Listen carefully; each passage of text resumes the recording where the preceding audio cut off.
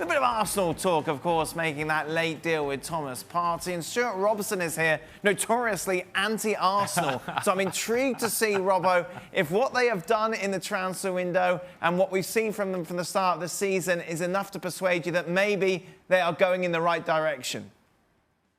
Yes, I think they are. Thomas Partey, I think, the sort of midfield player. When I'm talking about midfield players, I think midfield players should be able to do everything.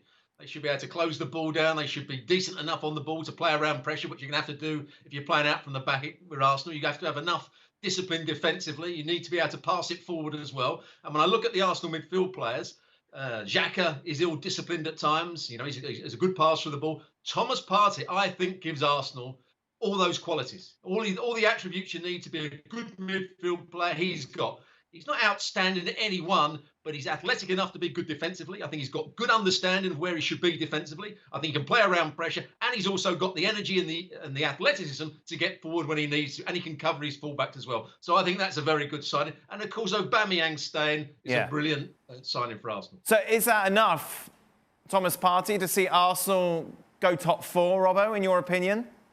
I wouldn't have said so before I saw Manchester United so far this season. I still think Arsenal are just outside the top four, but Manchester United have been so poor, that could all change. I don't think Chelsea have quite got it right at the moment. They've got all these players, but it doesn't look as though Frank Lampard knew where he was going to play them when he bought them. So there's two question marks against Chelsea and Manchester United. If they don't improve, Arsenal can get into the top four because I think they've improved their squad considerably over last year. Yeah, Thomas Partey, a big signing. Robbo quite rightly mentioned getting Aubameyang to stay huge as well for Arteta.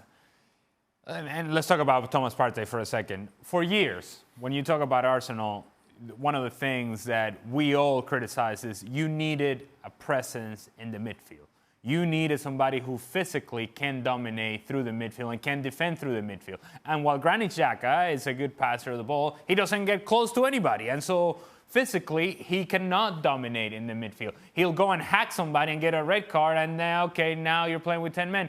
Whereas Thomas Partey, I think, has, and Robo just alluded to it, enough athleticism where he can physically dominate the midfield because he can get close to people, and he's going to tackle somebody, and he's going to establish a way of playing that Arsenal haven't been able to show us for the last few seasons. And so it's important that that presence and that athleticism remains there for Arsenal. As for Aubameyang, obviously, this is the key for Arsenal. The fact that you have a world-class striker who chose you to stay there, to be part of your program, of your project going forward, that wanted to be a part of this, and now you see the performances, as we have seen from him over the last couple of seasons, that every time Arsenal wants something important to happen in the final third, usually goes through Aubameyang, one way or the other. And the finishing that he brings to this team, it gives him an angular point, somebody that you can and say, you know what, this is the guy that can score the important goal for us.